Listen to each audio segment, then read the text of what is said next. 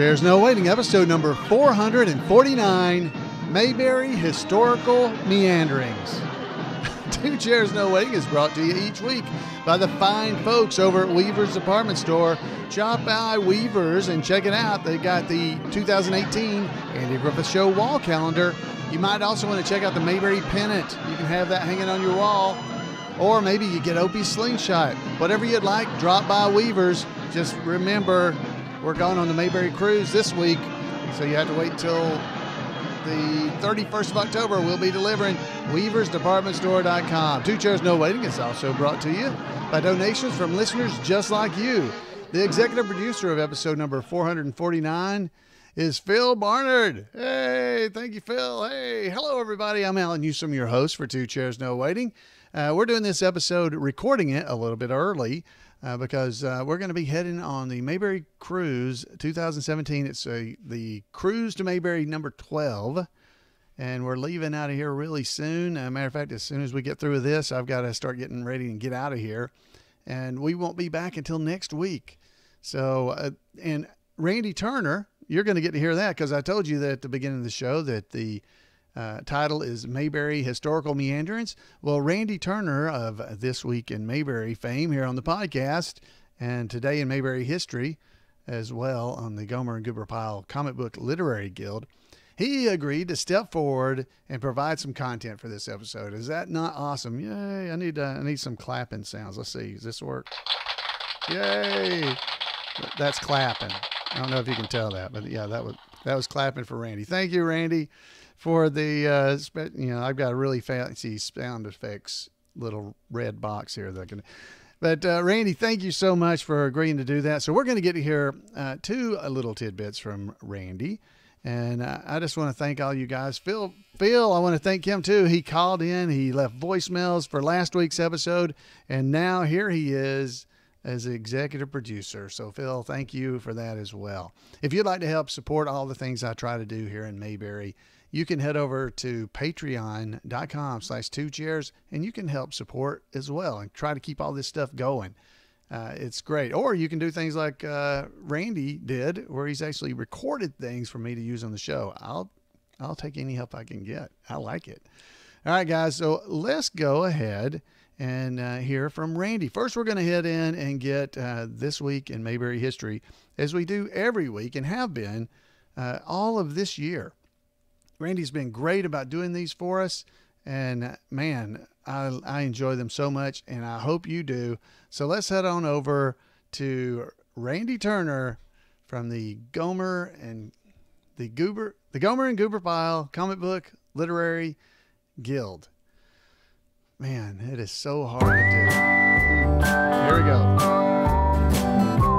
Welcome to This Week in Mayberry History, a report by Special Correspondent Randy Turner of the Goober and Gomer Pile Comic Book Literary...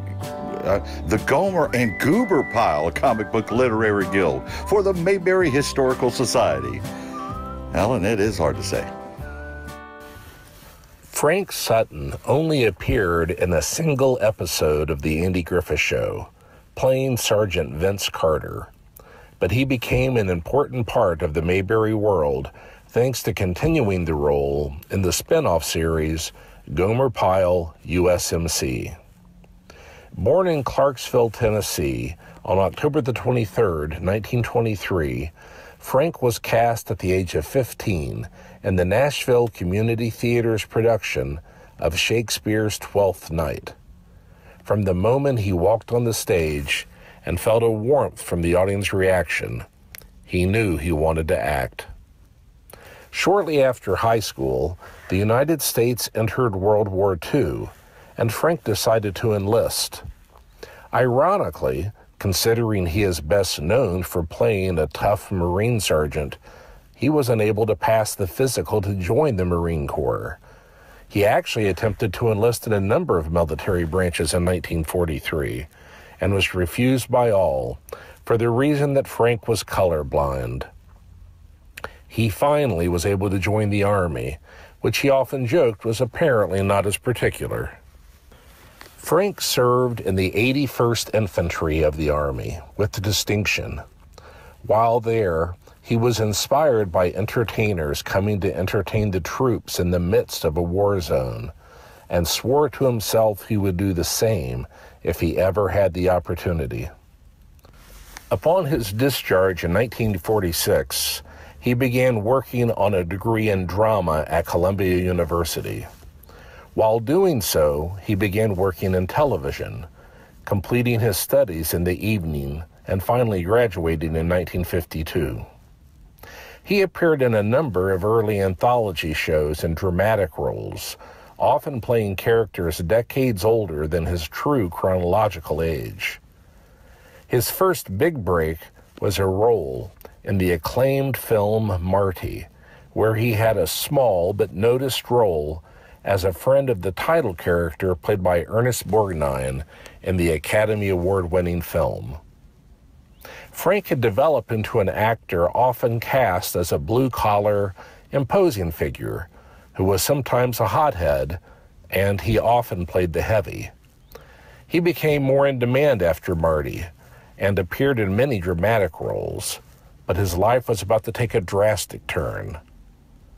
Frank was reluctant to even initially read for the part of Sergeant Carter, but after the pilot was picked up, he soon found himself as one of the lead roles in one of the most popular comedies in the country.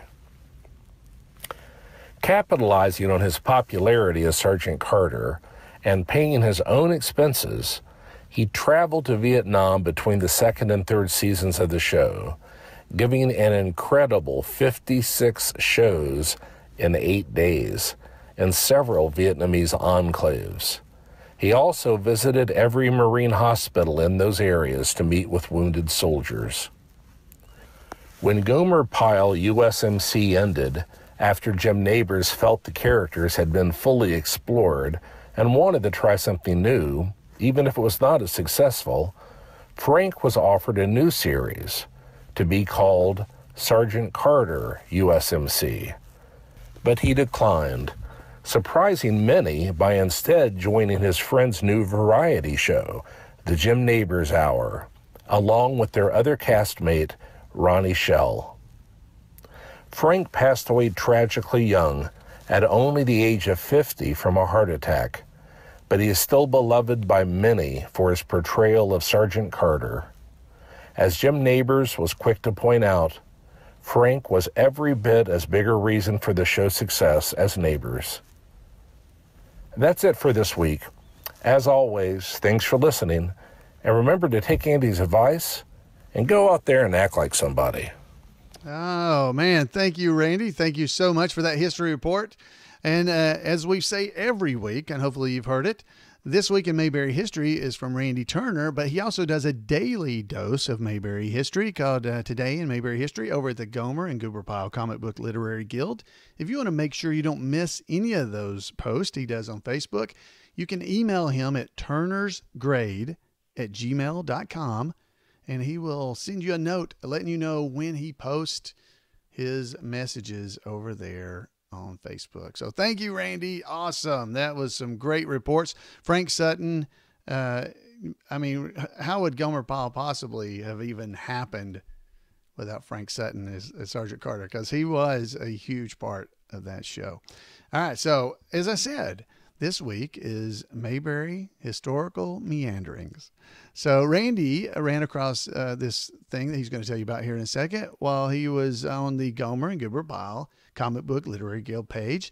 Folks, if you're not on Facebook, I completely understand that. But if you are, there are several pages related to the Andy Griffith Show that you might enjoy. And one of them is obviously the Gomer and Goober Pyle Comic Book Literary Guild. And there's several others. So look around. If you don't like one, find one you do like, find one you fit in well with, and look for your friends. Most people that I know that are big fans are in all of them.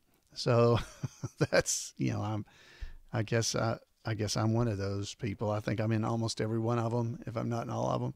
So anyway, so here is Randy's information that he ran across and wanted to share with you. So Randy, take it away. Alan indicated that this week would be a short show, and so I asked if it would be okay if I just shared a really short piece with all of you. and he said that was fine. I think all of you know that I do enjoy doing this audio segment. I'm very thankful that Alan has asked me to do it, and I think probably more thankful for the friendship that's grown out of that. Alan is a great guy, and we really do all owe him a debt of gratitude for all the hard work he's done on this podcast over all these years. I think everybody is also aware that I also post daily written history posts on our Facebook group, the Gomer and Goober Powell Comic Book Literary Guild. And I get feedback quite often from people about that, which I certainly appreciate. And probably none was more shocking to me than when I was at Mayberry days. I had just a whole lot of people. I just did not expect it at all that came up and spoke to me. And I really do appreciate that very much. But occasionally I'll get something from a reader that I just want to share, and that happened this week. I had some computer issues, ended up having to get a new computer, and in posting about that, somebody, his name is Mark Stapleton, who's a member of our guild, wrote in, was very nice about, saying he appreciated the time and effort that I expended on these things, and he added a little bit that I wanted to share with you. So Mark wrote, "The Andy Griffith Show got its start the same year that I did, though I predate the show by almost 10 months, and that's hard to do. So there's a bit of sentimentality to the show for me as well. I was asked at choir practice just last week, we were working on good old 14A, that an off-pitch tenor just happened to have the lead on, by the way. How many Andy Griffith Show episodes did I have in my possession? Somewhat of a loaded question, but I answered honestly.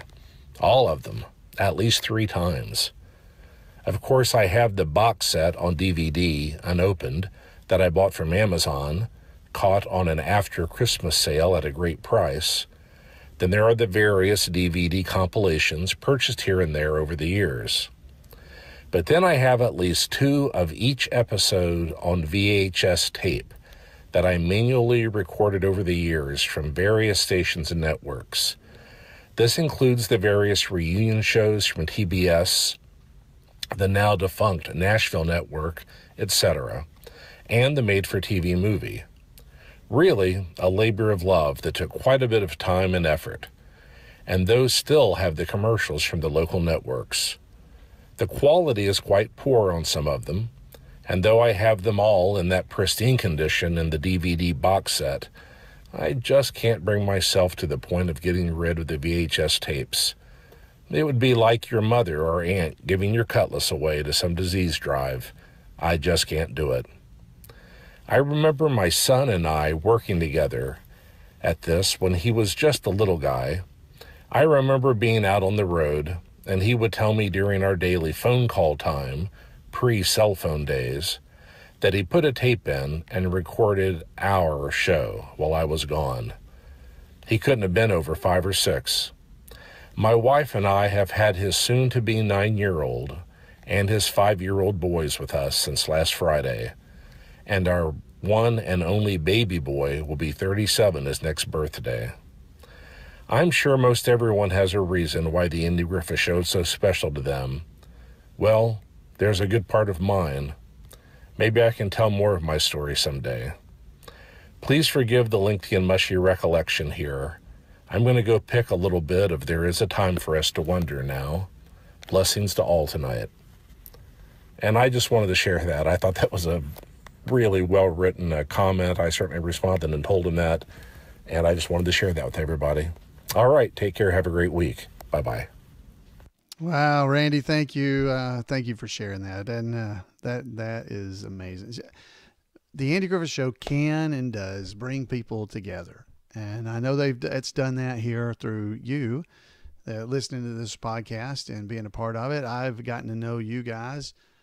You've gotten to know me a little better, and it brings people together, I think. People that show up in our chat room on Monday nights normally, they visit with one another and have become friends.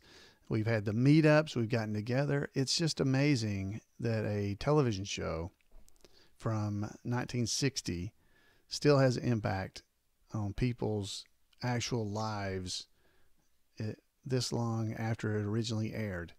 Randy, thank you so much for sending in that and for the continued This Week in Mayberry History. They have been amazing throughout the year.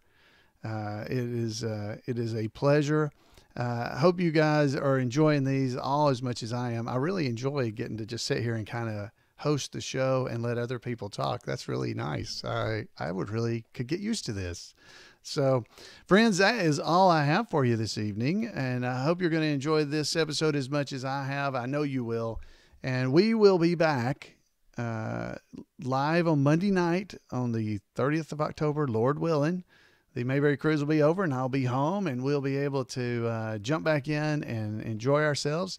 If you happen to order from Weavers this week, we will be gone, so we won't be able to fill the orders until we get home on the 31st, basically, is when they'll be shipped out.